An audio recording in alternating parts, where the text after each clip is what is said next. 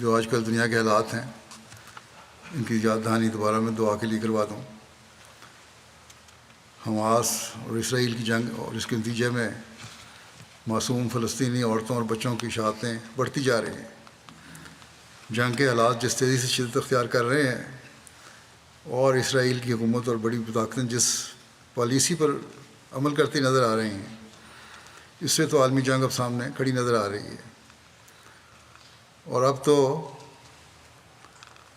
بعض مسلمان ملکوں کے سربراہوں نے بھی یہ کہنا شروع کر دیا کھل کے، روس، چین نے بھی، اور اسی طرح مغربی تجزیہ نگاروں نے بھی یہ کہنا اور لکھنا شروع کر دیا ہے کہ اب یہ جنگ کا دائرہ وسیع ہوتا نظر آ رہا ہے۔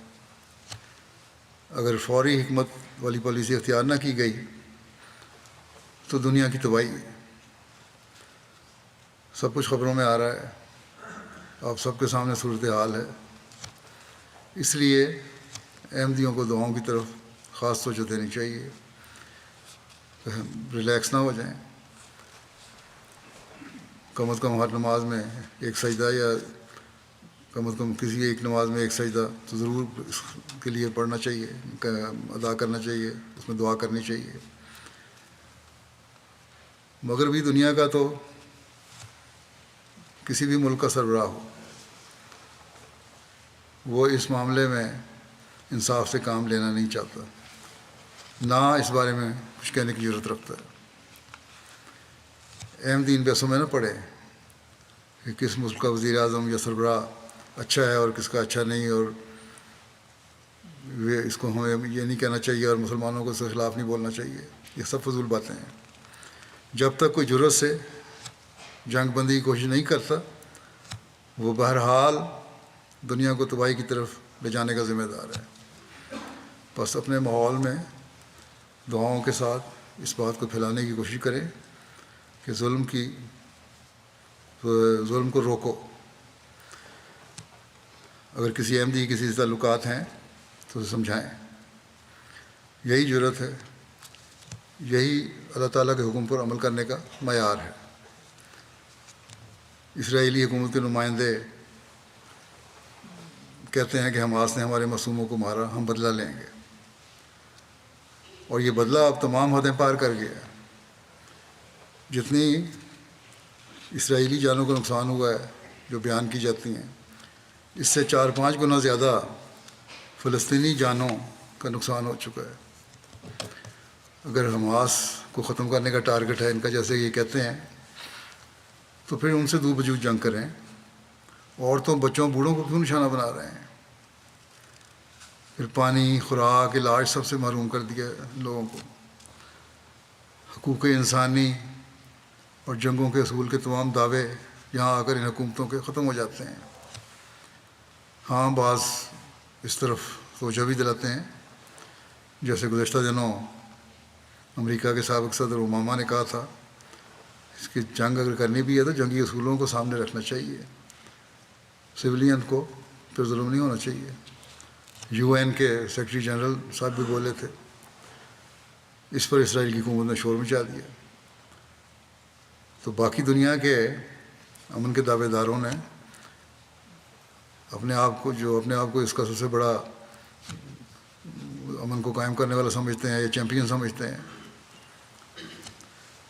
سیکرٹری جنرل کے بیان کی تائید میں کچھ نہیں بولے، بلکہ ناپسندگی کا اظہار کیا انہوں نے۔